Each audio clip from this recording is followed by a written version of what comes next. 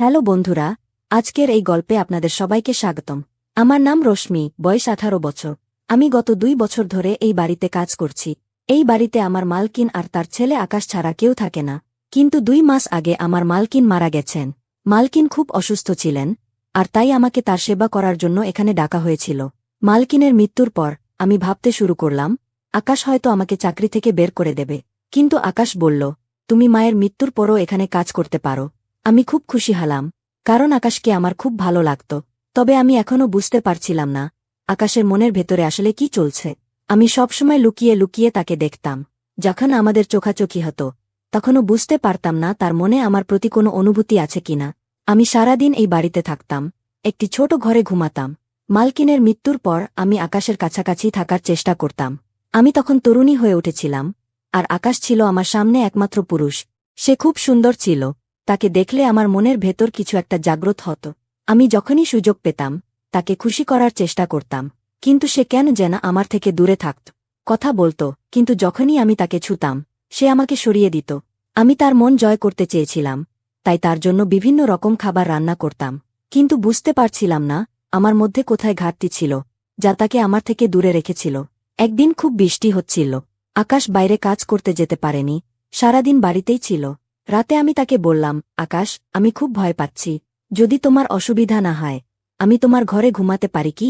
আকাশ বড় বড় চোখে আমার দিকে তাকিয়ে রইল। বুঝতে পারলাম সে হয়তো আমাকেও ঘরে রাখতে চায়, কিন্তু বলতে পারছে না। আমি চিন্তিত হয়ে পড়লাম, সে হয়তো আমাকে দূরে সরিয়ে দেবে। আমি ছিলাম দরিদ্র পরিবারের মেয়ে, কিন্তু দেখতে খুব সুন্দর ছিলাম। আমার এই সৌন্দর্য আমার জীবনের বোঝা হয়ে উঠেছিল, কারণ আমি যখনই নিজের শরীর দেখতাম আমার মনের মধ্যে কিছু একটা করার ইচ্ছা জাগত। আমি স্কুলেও যাইনি, তাই আমার জীবন নিয়ে কি করতে চাই তা বুঝতেও পারছিলাম না। আমার মাও এই কাজ করতেন, কিন্তু এখন আর করতে পারেন না। বাড়ির আর্থিক অবস্থার কারণে মা আমাকে তার জায়গায় কাজ করতে পাঠিয়েছেন। এখানে থাকার জায়গা, খাবার আর 15,000 টাকা মজুরি পেতাম।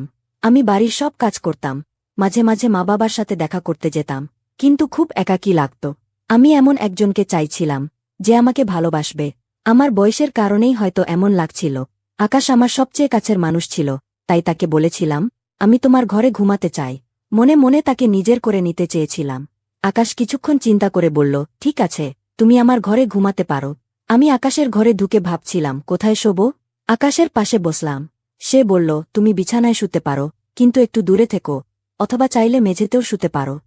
আমি সরাসরি বিছানায় শুয়ে পড়লাম। বাইরে খুব ঠান্ডা ছিল। আকাশ কম্বল মুড়িয়ে একপাশে শুয়েছিল। আমি অপেক্ষা করছিলাম সে কিছু করবে কিনা, কিন্তু সে নড়ল না।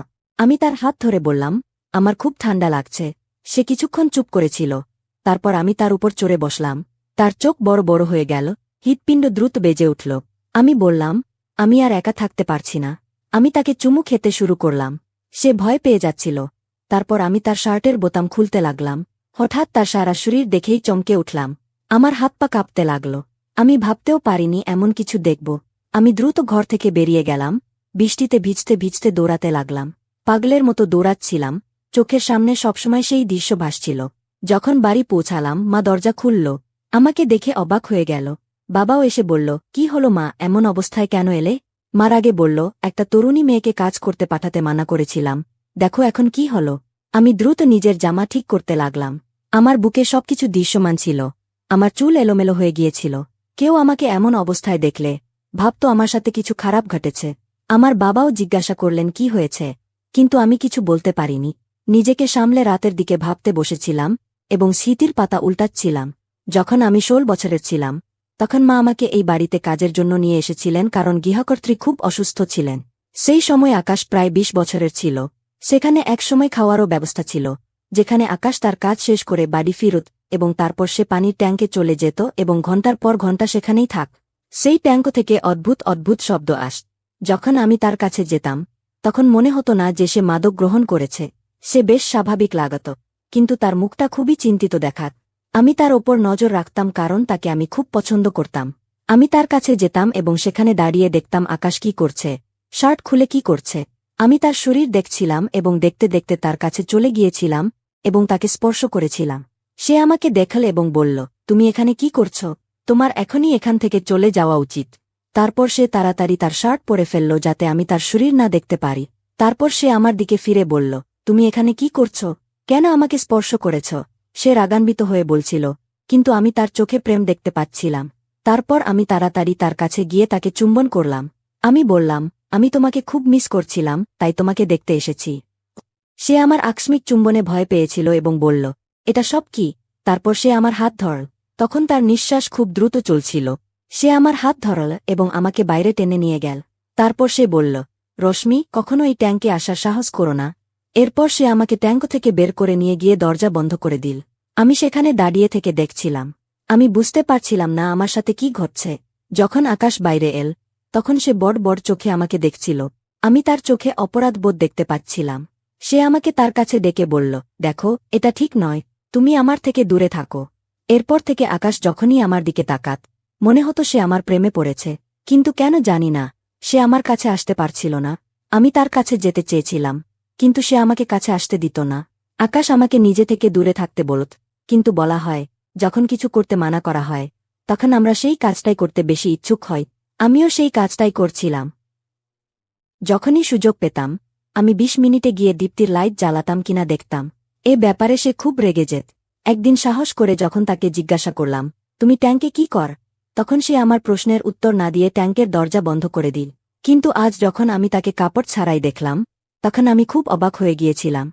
আজ আমি আকাশের খুব কাছে ছিলাম। সম্ভবত সে ট্যাঙ্কে সময় কাটানোর জন্যই এমন করছিল। তাই যখন আমি তার শার্ট খুললাম, তখন তাকে দেখে আমি কেঁপে উঠলাম এবং তৎক্ষণাৎ বাড়িতে চলে এলাম। এসব শুনে আমার মা-বাবা কেঁদে উঠলেন। তখন তাদের এবং নিজেদের সামলানোর জন্য আমি বললাম, মা, আকাশ কিছু ভুল করেনি। আমার তো তোমাদের মিস করছিল। সকাল থেকে এত জোরে বৃষ্টি হচ্ছিল যে আমি বিরক্ত হয়ে এখানে চলে এসেছি। আমার কথা শুনে মা আমার দিকে তাকালেন। তারপর আমি বললাম, না, আমার থাকার জন্য আলাদা একটা ঘর আছে। আমি সেখানেই ঘুমাচ্ছিলাম। তখনই খারাপ একটা স্বপ্ন দেখে তোমাদের কাছে চলে এলাম। আকাশ খুব ভালো ছেলে। সে কখনোই আমাকে খারাপ চোখে দেখে না। আমার কথা শুনে মা-বাবা শান্ত হলেন। কিন্তু আমি তাদের সত্যি কথা বলিনি, কারণ আমার সত্যি বলার সাহস ছিল না। এজন্যই তারা আমাকে পরদিন আবার কাজে পাঠালেন। আকাশ বাড়িতেই ছিল, হয়তো আমার আসার অপেক্ষা করছিল। কিন্তু আমি তার সাথে কথা না বলে বাড়ির কাজ করতে লাগলাম। আকাশ আমার চারপাশে ঘুরছিল। সে ভেবেছিল আমি তাকে একটা প্রশ্ন করব, কিন্তু আমি তাকে কিছু জিজ্ঞাসা করিনি, কারণ আমি তাকে ঘৃণা করতে শুরু করেছিলাম। সন্ধ্যা পর্যন্ত সে আমার পেছনে পেছনে ঘুরছিল। কাজ শেষ হওয়ার পর হঠাৎ সে আমার হাত ধরল এবং বলল, এবার চুপচাপ বসো, আমি তোমাকে সব বলব। তাকে দেখে আবার আমার মনে প্রেম জেগে উঠ। কিন্তু তখন আমার মন ভেঙে গিয়েছিল। আকাশ বলতে শুরু কর। সে আমাকে বলল, যখন আমি ১৫ বছরের ছিলাম, তখন খারাপ লোকদের সাথে মেলামেশা শুরু করেছিলাম। বন্ধুদের সাথে খারাপ জায়গায় যেতাম এবং সেখানে মহিলাদের সাথে রাত কাটাতাম। আমার বাবা ছিলেন না, শুধু মা ছিলেন এবং তিনিও খুব অসুস্থ থাকতেন। তাই আমাকে কেউ আটকানোর ছিল না। আমাকে রাগ করার কেউ ছিল না। তারুণ্যের উন্মাদনায় আমি বিভিন্ন মেয়ের সাথে সম্পর্ক তৈরি করতে শুরু করলাম। আমার ক্লাসে একটা মেয়ে ছিল। সে খুব সুন্দর ও ফর্সা। আমি এবং আমার বন্ধুরা তাকে পেতে চাইতাম, এবং একদিন আমরা সুযোগ পেলাম। আমরা তাকে অপহরণ করলাম। একটি কুঁড়েঘরে আমরা সবাই মিলে তার সাথে খারাপ কাজ করলাম। সে আমাদের সামনে হাতজোড় করে অনেক কেঁদেছিল। সে বলেছিল, আমাকে ছেড়ে দাও। কিন্তু আমরা তার ওপর কোনো দয়া দেখাইনি। আমরা তার একটা ভিডিও বানিয়েছিলাম এবং বলেছিলাম, তুমি কাউকে কিছু বললে, আমরা এই ভিডিও ভাইরাল করে দেব। মেয়েটি কাঁদছিল এবং আমাকে অভিশাপ দিচ্ছিল, ভগবান তোমাকে এমন শাস্তি দেবে যে তুমি কল্পনাও করতে পারবে না। আমরা মেয়েটির কথা হেসে উড়িয়ে দিয়েছিলাম। কিন্তু যখন আমি বাড়ি এলাম, তখন আমার পেটে প্রচণ্ড যন্ত্রণা শুরু হল। আমি একটা কাপড় ভিজিয়ে পিঠে রাখলাম। জানতাম না আমার পেটে এত জ্বালা কেন হচ্ছে। কিছুক্ষণ পর আমার পেটে আগুন লেগেছে মনে হল। আমি ডাক্তার কাছে গেলাম, কিন্তু আমার ব্যথা খুব বেড়ে গেল। ডাক্তার আমাকে ওষুধ দিল। যখন তুমি এখানে কাজ করতে এলে, আমি তোমাকে প্রথম দেখাতেই পছন্দ করেছিলাম। কিন্তু জানতাম তুমি আমার পেটের এই দাগ দেখলে প্রতিটি মেয়ের মতো তুমিও ভয় পাবে। আর গত রাতে তাই হয়েছিল। আমি নিজেও আমার পেটের এই বড় দাগ দেখে ভয়ে পাই। এমনকি ডাক্তারও বুঝতে পারছে না এটা কি হচ্ছে। এজন্যই আমি ট্যাঙ্কে যাই, আমার পেটের বড় বড় ঘা ঠিক করতে। এখন সেগুলো কমে আসছে। যে তান্ত্রিক বাবার কাছ থেকে আমি টোটকা করাচ্ছি, তিনি বলেছেন, আমাকে পুরোপুরি সুস্থ হতে আরও ৪ মাস লাগবে। এই ৪ মাস পর্যন্ত আমাকে মেয়েদের স্পর্শ থেকে দূরে থাকতে হবে।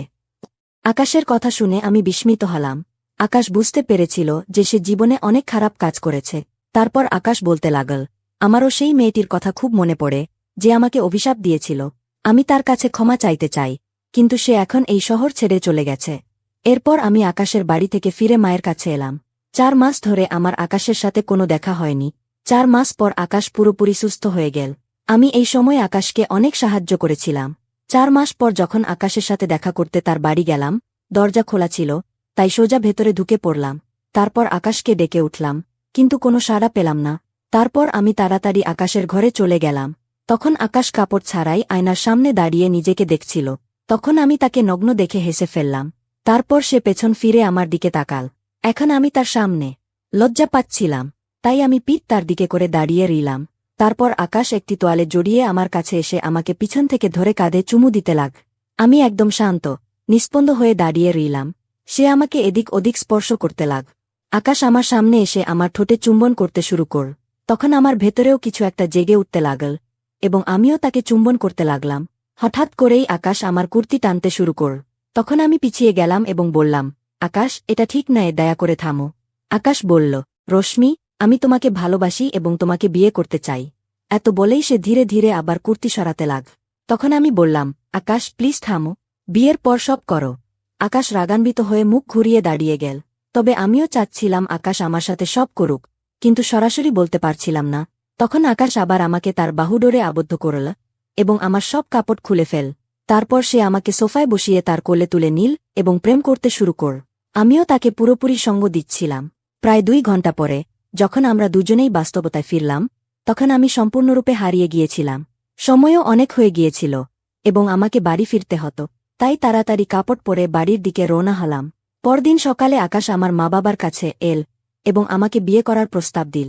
সে বলল, আমি জীবনে যেসব ভুল করেছি তা সংশোধন করতে চাই। আমি তোমাকে বিয়ে করতে চাই। সে বলল, রশ্মি, তোমার সাথে আমার জীবন আরও ভালো হয়ে উঠবে এবং আমি তোমার সাথে সুখী জীবন কাটাব।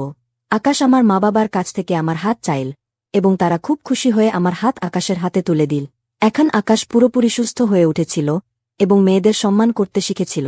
বিয়ের পর আমি আমার মা-বাবাকে নিয়ে আকাশের বাড়ি চলে এলাম।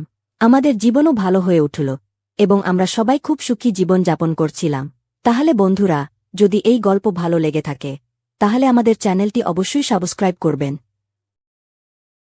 প্রিয় বন্ধুরা, আমি তোমাদের কাজল। আজকের এই গল্পে সবার প্রতি আন্তরিক স্বাগতম। মন দিত করে রাখো আর শেষ পর্যন্ত আমার সঙ্গে থাকো, কারণ আজকের ঘটনা একেবারে রোমাঞ্চে ভরপুর। কখনো ভাবিনি স্কুল থেকে ফিরে এমন দৃশ্য চোখে পড়বে। মনে হয়েছিল বাড়িতে শুধু আমি একা থাকব, কিন্তু সৎমার ঘরের অর্ধখোলা দরজার ফাঁক দিয়ে যা দেখলাম তা আমাকে স্তম্ভিত করে দিল। সেই মুহূর্তটাই যেন নিয়ন্ত্রণের বাইরে চলে গেল। আমার পুরো পৃথিবী এক নিমেষে বদলে গেল। এরপর যা ঘটল তা আমাদের সম্পর্কে চিরকালের জন্য রেখে গেল এক অমোচরিত ছাপ। এমন কিছু যা আমরা কেউই ভুলতে পারব না। আমি তখনই স্কুল থেকে ফিরেছি। ক্লান্তিতে শরীর ভেঙে পড়ছে। কাঁধে বইয়ের ব্যাগের চাপ যেন আরও ভারী করে তুলেছে বাড়ি ফেরার পথ। চারপাশে অদ্ভুত নিস্তব্ধতা, শুধু পাখার মৃদু ঘূর্ণনের শব্দ। সন্ধ্যার সোনালি রোদ মেঝেতে লম্বা দাগ ফেলে ছড়িয়ে পড়েছে। সবকিছু শান্ত, নিরাপদ মনে হচ্ছিল। আমি সম্পূর্ণ একা। সোফায় ব্যাগ ছুঁড়ে ফেলে ভাবলাম, খেয়ে নিয়ে একটু বিশ্রাম করব। ঠিক তখনই রান্নাঘরের দিকে যেতে যেতে একটা আওয়াজ কানে এল, খুব মৃদু কিন্তু স্পষ্ট। থমকে দাঁড়ালাম। কি শুনছি বুঝতে পারছিলাম না। আওয়াজটা যেন কিসের গুঞ্জন, ফিসফিস শব্দ, কিন্তু তবু কিছু আলাদা। এমন এক আওয়াজ যা শুনলে কোনো পুরুষই নিজেকে সামলাতে পারে না। কান পেতে শুনলাম। আওয়াজ কোথা থেকে আসছে খুঁজে বের করার চেষ্টা করলাম। খুব দূরে নয়, কিন্তু এর মধ্যে এক ধরনের উত্তেজনা। ধীরে ধীরে হলঘরের দিকে এগিয়ে গেলাম। সৎমার ঘরের দরজা একটু খোলা, এতটুকুন যে বিছানার প্রান্ত আর তারও কিছুটা দেখা যাচ্ছে। জানতাম এদিকে তাকানো উচিত নয়, কিন্তু সেই আওয়াজ যেন আমাকে টানতে লাগল। জানালার ফাঁক দিয়ে উকি দিতেই দেখি সৎমা বিছানায় শুয়ে, চোখ বন্ধ, শরীর অর্ধেক বাঁকা।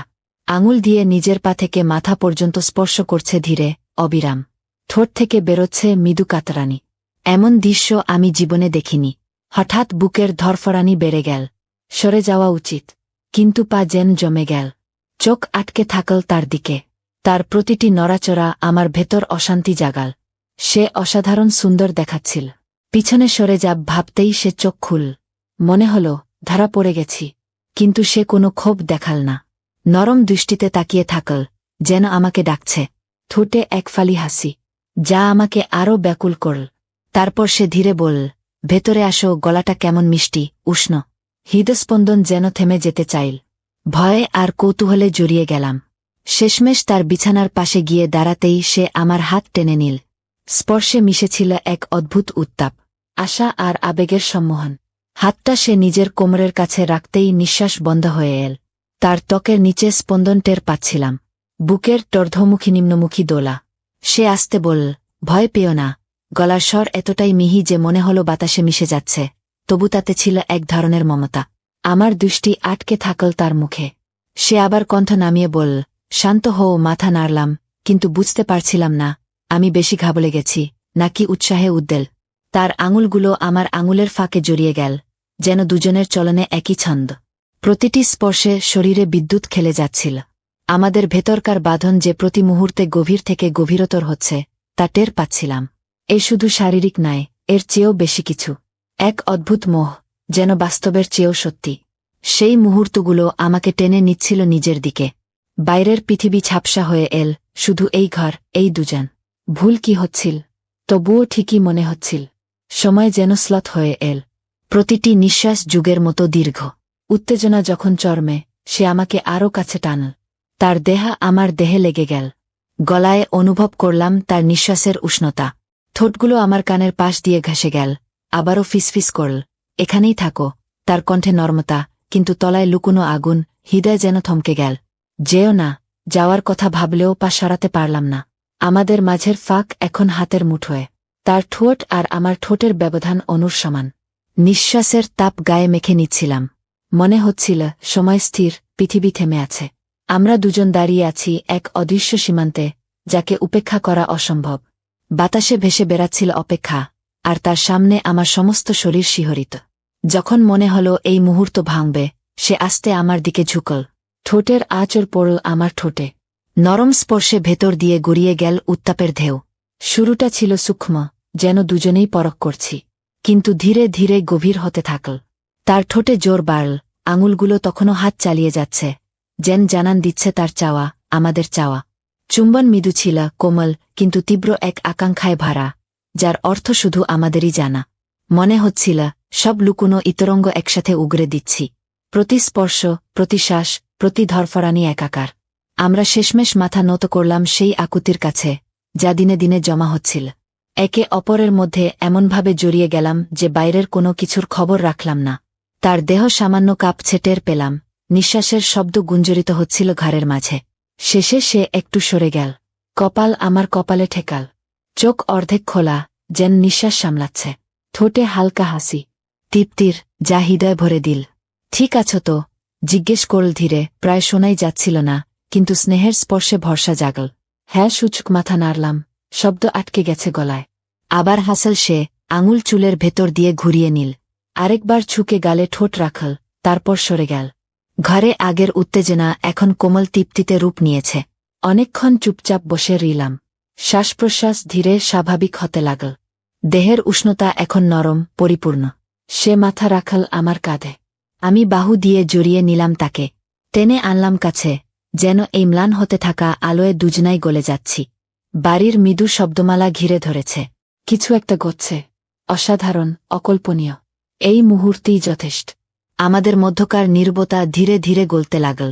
জানালার রোদ মিলিয়ে এল, ঘরে ছাড়াল নরম আভা, কিন্তু বাতাসে লেপ্টে থাকা উত্তাপ এখনো স্পষ্ট। আমরা দুজনই যেন অপেক্ষায়, কোনো এক অসমাপ্ত ইঙ্গিতের। তার দেহা আমার প্রতি আরও ঝুঁকছে টের পেলাম। হাতটা আমার বুকের ওপর স্থির।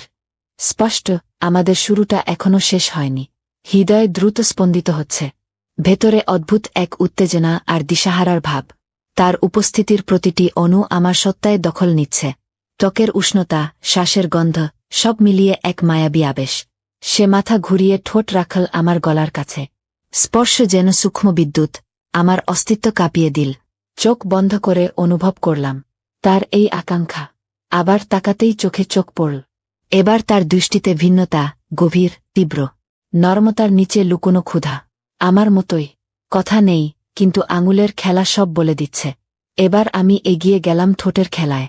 কোনো দ্বিধা নেই, কোনো সীমানা খোঁজার চেষ্টা নেই। এই চুম্বন যেন দীর্ঘদিনের চাপা আকাঙ্ক্ষার মুক্তি। তার আঙুলগুলো আমার শার্টের ভাঁজে ঢুকে গেল। টান দিল আমাকে। তার দেহের প্রতিক্রিয়া আমার বিরুদ্ধে। মৃদু নড়াচড়ায় মত্ততা বাড়ছে। যত থামাতে চাই ততই আসক্তি। সে আমার সৎমা, যে এতদিন দূরে ছিল, আজ আমাদের বাঁধন গভীর করছে। নিজেকে সামলাতে পারছি না। তার হাত গলার পেছনে পৌঁছাতেই সে আমাকে নিচে টানল।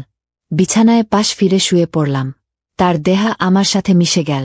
আমি ওপরে ঝুঁকে দেখলাম, তার শ্বাস দ্রুত, চোখে আগুন। হাতটা উকি দিল আমার শরীরের রেখা বেয়ে। আবার ঠোঁট মিলল আমাদের। এবার তার স্পর্শে স্বাধীনতা। পিঠ, কাঁধ ঘুরে ঘুরে খুঁজে পেল সেই জায়গা, যার জন্য আমি অধীর ছিলাম। কোমরের দিকে হাত বাড়াতেই ত্বকের উত্তাপে জ্বলে উঠলাম। পোশাকের কিনারা ছুঁয়ে থমকালাম, সীমা অতিক্রম করছি না তো। কিন্তু সে থামল না। সে পিঠ একটু বাঁকা করল, আমার স্পর্শে সাড়া দিতে। তার দেহ আমার দিকে ঝুঁকল। এবার কোনো সন্দেহ নেই, সে কি চায়। আমার আঙুল যখন তার পোশাকের নিচে পৌঁছাল, শরীরের সেই অংশ স্পর্শ করতেই সে মৃদু কেঁপে উঠল। এই কাতরানি আমার ভেতর নতুন আগুন জ্বালাল। তার হাত আমার চুলে জড়িয়ে গেল, টেনে নীল আরও কাছে। চুম্বন গভীরতর হল। ঠোঁট হালকা খুলে গেল, যেন আমায় ভেতরে ডাকছে। তার স্বাদ মাদকতায় ভরা, শরীরের টান টান উত্তেজনা টের পাচ্ছিলাম। নিচে তার নড়াচড়া, কিন্তু কেউই থামলাম না। তার হাত ছড়িয়ে পড়ল আমার কাঁধ, বাহু, বুক, যেন তৃষ্ণা মেটাতে পারছে না। আমি দীর্ঘদিন যেভাবে নিজেকে সংযত রেখেছি, আজ সেই দরজা খুলেই গেছে। সে আমার ঠোঁটে কামড় দিল, আঙুল চুলের গোড়ায় চেপে ধরে দেহ উঁচু করল। এই নড়াচড়ায় নতুন তরঙ্গ অনুভূত হল। আমি আর নিজেকে ধরে রাখতে পারলাম না। তার গন্ধ, স্বাদ, স্পর্শ সব মিলিয়ে মত্ত হয়ে উঠলাম। শরীরের প্রতিটি কোণ জ্বলে উঠল। বুঝলাম, ফিরে যাওয়ার পথ বন্ধ। একটু পিছিয়ে তাকালাম তার চোখে, নিশ্চিত হতে চাইছিলাম সে কি এখনো আমার সঙ্গে। তার দৃষ্টিতে একই তৃষ্ণা, যতটা আমার। কিন্তু সে থামল না। হাত চলে গেল আমার শার্টের বোতামে, টান দিল নিজের দিকে। এই তাড়না আমাকে আরও উস্কে দিল। ঠোঁট আবার মিলল, সময়, স্থান সব ভুলে গেলাম। প্রতিটি স্তর ভাঙতে ভাঙতে এগিয়ে গেলাম। তার হাত আমার ত্বকে জ্বালা ছাড়াল, পাগল করে দিল। আমরা সম্পূর্ণ একাত্ম। ঘর ভরে উঠল নিঃশ্বাসের শব্দে, নামের ফিসফিসে, অদৃশ্য আবেগে। মনে হচ্ছিল, দীর্ঘদিনের জমে থাকা এই আবেশের কাছে আমরা নতি স্বীকার করছি। সবকিছু নিখুঁত, আমাদের দেহ এক সুরে বাঁধা। তখন কিছুই গুরুত্বপূর্ণ ছিল না, শুধু এই মুহূর্ত, এই মিলেন। যখন সব শেষ হল, সে মৃদু কণ্ঠে বলল, ভেতরেই রেখে দাও। যেন শান্তি পাই, জানতাম এ তো শুধু শুরু। বন্ধুরা, আজকের এই ছোট্ট গল্প এখানেই শেষ। কেমন লাগলো কমেন্টে জানাও। ভালো লাগলে লাইক দিও, শেয়ার করো প্রিয়জনদের সাথে। এরকম রোমাঞ্চকর গল্পের জন্য সাবস্ক্রাইব করো আমাদের চ্যানেল, আর বেল আইকন টিপে রাখো, যেন কোনো ভিডিও মিস না হয়। আমি যখন আমার ঘর থেকে বেরোলাম, তখন কেমন যেন একটা অদ্ভুত অনুভূতি হল। মনে হলো আঙ্কলের ঘর থেকে কিছু অদ্ভুত আওয়াজ ভেসে আসছে। আমি সেই আওয়াজগুলো মন দিয়ে শুনলাম। তারপর আঙ্কলের ঘরের দরজার কাছে গিয়ে দাঁড়ালাম। দরজায় কান লাগিয়ে শুনতে শুরু করলাম। তখন মায়ের ফুপিয়ে কাদার আওয়াজ কানে এলো। মনে হলো কিছু একটা গোলমাল আছে। ভাবলাম, ভেতরে কি হচ্ছে সেটা একবার দেখে আসি। কিন্তু সমস্যা হলো, দরজাটা ভেতর থেকে বন্ধ ছিল, আর ঘরে কোনো জানালাও ছিল না। ঠিক তখনই আমার মাথায় একটা বুদ্ধি এলো। আমি একটা চোখ বন্ধ করে তালার চাবির ফুটো দিয়ে উকি দিতে শুরু করলাম। দেখলাম, মা আঙ্কলের সঙ্গে নির্বাচনে লড়ছে, আর তার নির্বাচনী প্রতীকের ওপর বসে তাকে সমর্থন দিচ্ছে।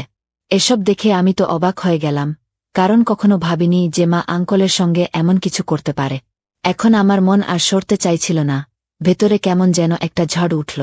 মনটা উত্তাল হয়ে গেল, যেন জল ছাড়া মাছ তরপায়। আমিও ঠিক তেমনি তরপাতে লাগলাম। এবার আমারও নির্বাচনে লড়ার ইচ্ছে জাগল। ভাবলাম, একবার আমিও নির্বাচনে লড়ব আর জিতব।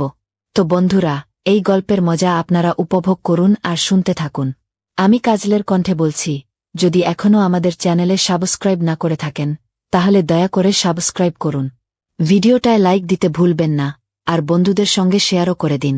এবার আমি আমার সম্পর্কে একটু বলি। আমার নাম রাগিনী, আমি মুম্বাইতে থাকি। আমার বাড়িতে আমি আর মা আছি। 2 বছর আগে পর্যন্ত বাবাও আমাদের সঙ্গে ছিলেন, কিন্তু একটা গাড়ি দুর্ঘটনায় বাবা চিরকালের জন্য আমাদের ছেড়ে চলে গেলেন। বাবার মৃত্যুর খবর শুনে বাবার বন্ধু মনোজ আঙ্কল আমাদের বাড়িতে বাবাকে দেখতে এসেছিলেন। কয়েকদিন আমাদের সঙ্গে ছিলেন, কিন্তু তারপর কিছু জরুরি কাজের জন্য তাকে চলে যেতে হয়।